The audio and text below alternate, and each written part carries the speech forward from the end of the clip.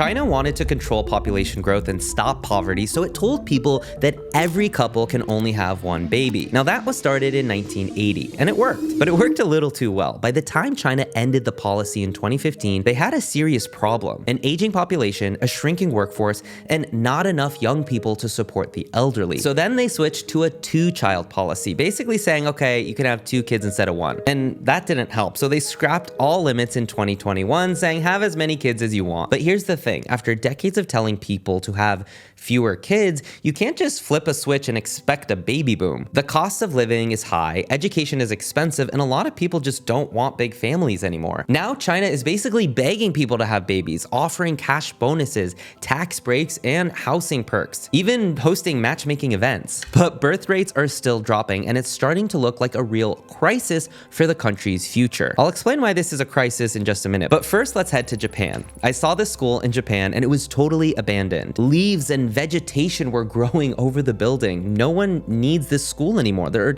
too few kids. See, across the country in Japan, schools are being turned into senior centers as the country sells more adult diapers than baby diapers. Now, this isn't the plot of a dystopian film, it's the very real future that many developed nations are actually heading toward. And it's driven by one undeniable fact: birth rates are plummeting. Now, you probably think, okay, maybe smaller populations are okay, or even a good thing. First, we've got population. We could lower that by perhaps 10 or 15%. And reduce population. But economists are in full-on panic mode about this, and governments are trying to fix this crisis, but hardly anything is working. It's not just Japan and China. The trend is most pronounced in developed nations. Countries like South Korea, Japan, Italy, Germany, and the United States even are experiencing record low fertility rates. According to the United Nations, nearly 2/3 of the world's population lives in countries with fertility rates below the replacement rate level of 2.1 children per woman. Now, that's the rate needed to keep a population stable without immigration. Meaning, if the average woman doesn't have 2.1 children and you're not allowing immigrants in, your population is going to decline. Demographers have been warning about this trend for years, but the decline is only accelerating faster than even most people predicted. In 1960, the global average fertility rate was 5. Today, it's around 2.4, and it's still falling. Okay, let's head back to Japan for a minute, because Japan has been in this boat for a while. Their birth rate has been stuck around 1.3, and now over 28% of the population is over the age of 65. Entire towns are turning into ghost towns with abandoned homes and empty streets. They've tried work reforms to help people have more of a life outside the office, because right now people don't want to have babies because they think that they're just gonna have to work their whole life. They've tried robots to fill workforce gaps. Yes, actual robots caring for the elderly. And immigration policies. Now, this is a big deal for Japan, which has been historically very strict about this. But still, it's an uphill battle. Once a country starts shrinking, it's really hard to hit reverse. Let's go to South Korea, where the baby crisis is off the charts. I've reported on this, check out that video. But South Korea is basically the poster child for the world's baby problem. In 2023, their fertility rate hit 0.72 per woman. That's less than 1 kid per woman, the lowest in the world. Now, to keep the population stable, remember, you need around 2.1. In cities like Seoul, they're shutting down schools and neighborhoods feel eerily empty. Playgrounds have become ghost towns. So what's going on there? Well, everything is expensive. Housing prices in Seoul can top $1 million, and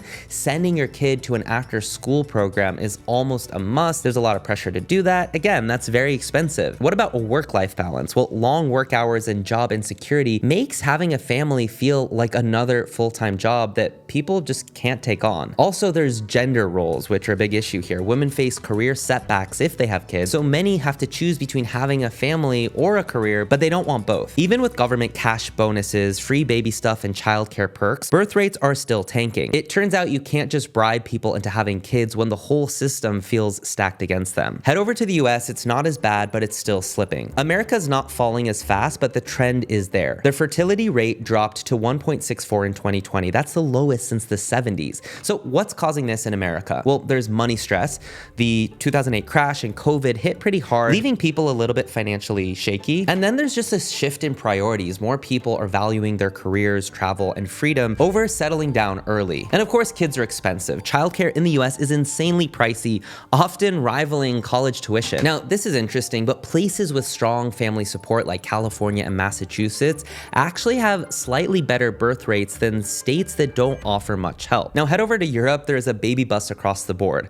Countries like Italy, Spain, and Germany are deep in the same struggle. Italy's birth rate is around 1.2. Some villages don't have enough kids to even keep schools open. Germany offers great parental leave and subsidized childcare, but it's still not enough. Even Nordic countries like Sweden and Norway, known for family-friendly policies, are also seeing declines. Okay, now why does all of this matter? Well, it's not just about fewer babies, but the ripple effects here are huge. Fewer workers means slower growth, plus who's gonna pay taxes to support the retirees? And then what happens when more elderly people need care, but there's fewer young people to provide that care? There's also cultural shifts like empty schools, fading traditions, and less community vibes. Also, innovation stalls. Young people drive new ideas. Fewer young people could mean less progress. There could also be national security issues. Some countries are even worried that it'll weaken their military strength over time because they have less people to serve in the military. Okay, so the big question I'm wondering here is, can AI break the idea that we need humans to grow economies? See, for pretty much all of history, economic growth has hinged on one thing: